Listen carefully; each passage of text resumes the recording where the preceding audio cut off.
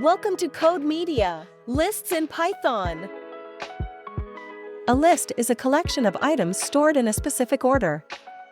Lists are one of the most versatile data types in Python.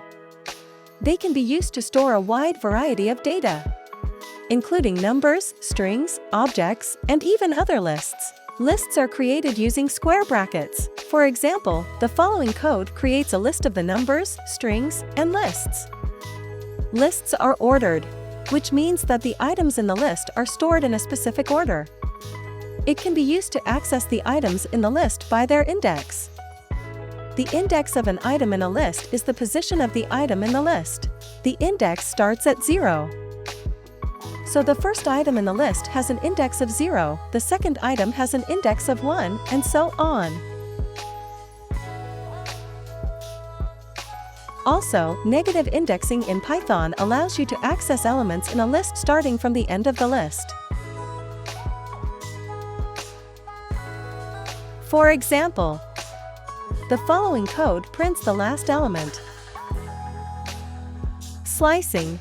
You can also use slicing to access a range of elements in a list. Slicing syntax is where start is the index of the first element to include in the slice, and end is the index of the element after the last element to include in the slice. Could you guess what the output of this code will be?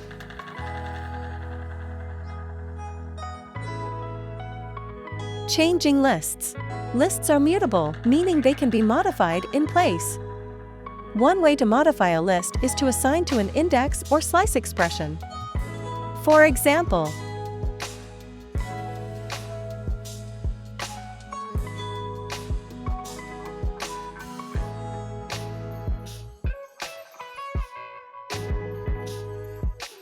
in the next episode, we will discuss the most important methods for working with lists.